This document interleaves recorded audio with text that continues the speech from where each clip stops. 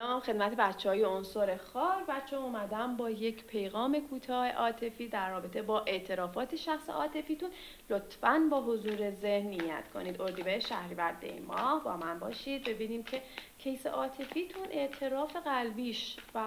در رابطه با مسائل عاطفی و حسش به شما چی هستش. خب بچه‌های عنصر خاک، اردیبهشت شهریور دی ماه عاشقتونه و در واقع عشق رو در وجود شما میبینه و یه جورایی در واقع کسی رو جز شما انگار نمیخواد داشته باشه. حالا یه جورایی مسائل دیگه هم هست توی رابطتون جدا از عشق و حالا درسته شاید بگو مگو داشته باشید، شاید یه جورایی سردی بینتون افتاده باشه، شاید یه حرفهایی بینتون رد و بدل شده باشه که در حال حاضر رابطتون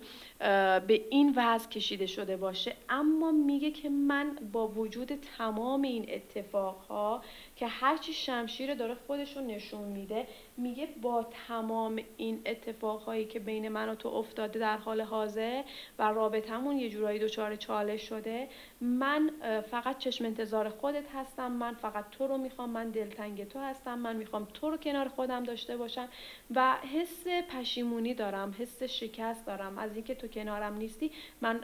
حتی انگار نمیدونم باید چی کار کنم، خودم با خودم تکلیفم روشن نیستش، من مدام تو رو دارم چک میکنم و از اینکه ببینم تو شاید جای دیگه آنلاین باشی یا اینکه کنار کسی دیگه ای باشی و حس کنم حتی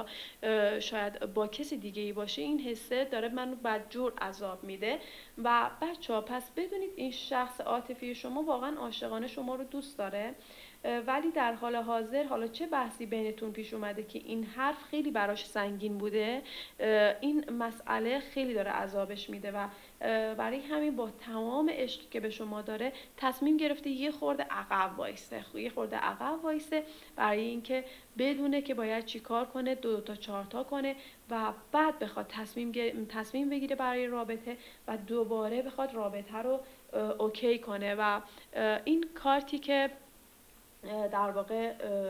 با برگردوندن دک من دیدم 100% این شخص میخواد که بهتون برگرده و دوباره جام عشقش رو تقدیم شما بکنه بچه‌ها، چون خیلی من دلتنگی رو برای این شخص میبینم و این شخص کسی نیست که بخواد به راحتی از شما دست بکشه و از شما عبور کنه. خب امیدوارم خوشتون اومده باشه از این پیغام. تا یک پیغام دیگه شما رو به خدای بزرگ میسپارم.